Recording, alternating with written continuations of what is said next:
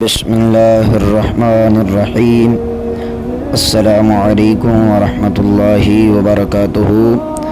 محترم ناظرین کرام، ربیع الاول شریف کی آمد ہے۔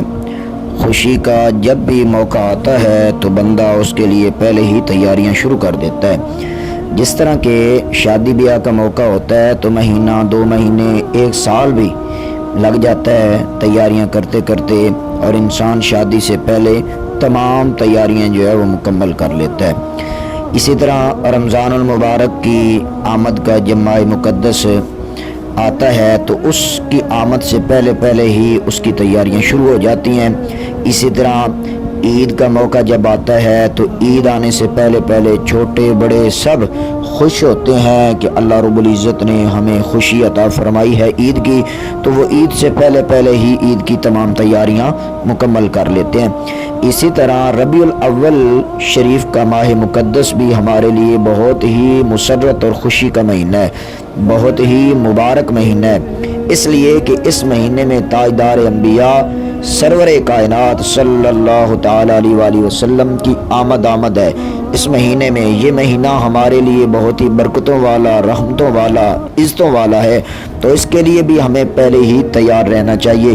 یہ مہینہ تو اللہ کی عبادت کا ہے، اللہ پاک سے دعائیں مانگنے کا مہینہ ہے، اور کثرت سے نبی اکرم صلی اللہ تعالی علیہ وآلہ وسلم پر درود پاک پڑھنے کا ہے۔ اس کے لیے ہمیں اس مہینے میں دعا مانگنی چاہیے کہ اللہ اس مہینے کی برکت سے ہمیں صحت دے، عزت دے، رزق میں اضافہ فرما، رزق میں برکتیں عطا فرما، پریشانیوں کو دور فرما ہے، اور ہمیں موقع عطا فرما کہ ہم اس مہینے میں صحیح معنوں میں اس مہینے کا حق ادا کر سکیں۔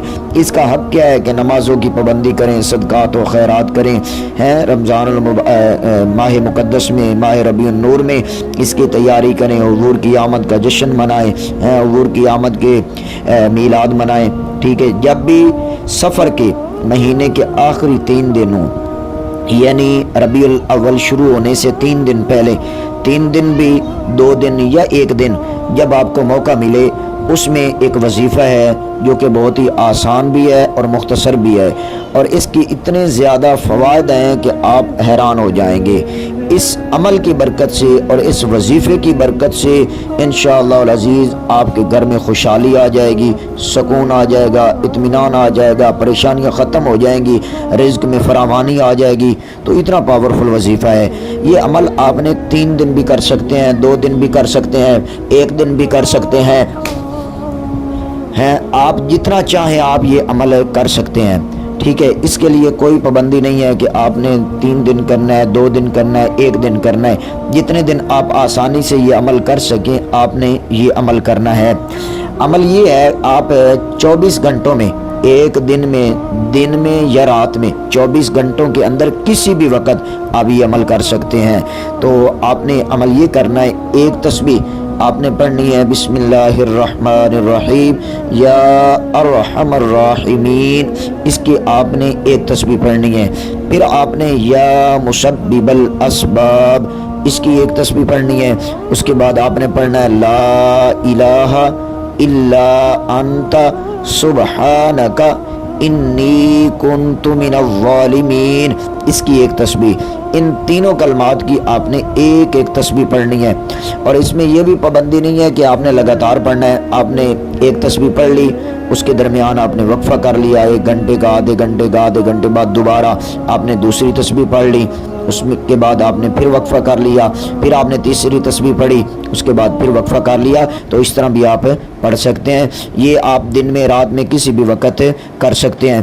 ان کلمات کی برکت سے یہ اتنا پاورفل وظیفہ ہے، اتنا آزمودہ، یہ بزرگوں کا آزمودہ وظیفہ ہے۔ بزرگ فرماتے ہیں کہ یہ اتنا پاورفل وظیفہ ہے کہ اس کلمات کی برکت سے پورا مہینہ آپ کے گھر میں خوشحالی رہے گی، سکون رہے گا، اللہ رب العزت کی برکتوں کا نزول ہوگا، رب کی رحمتوں کا نزول ہوگا، اور جس کی طرف اللہ رب العزت کی رحمت کی نظر پڑ جاتی ہے اس کے وارے نیارے ہو جاتے ہیں، پھر اس کا ذکر آسمانوں میں فرشتوں کے سامنے رب ذوالجلال فرماتا ہے۔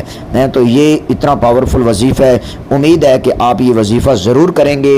ماہ ربیع النور کی آمد ہے، اس کی آمد سے پہلے آپ یہ وظیفہ کر لیں تاکہ آپ کے گھر میں بھی برکتوں اور رحمتوں کا نزول ہو سکے۔ امید ہے آج کی ویڈیو آپ کو پسند آئی ہوگی، اگر پسند آئی ہے تو اس کو لائک اور شیئر ضرور کر دیں۔ جزاک اللہ خیرہ، والسلام۔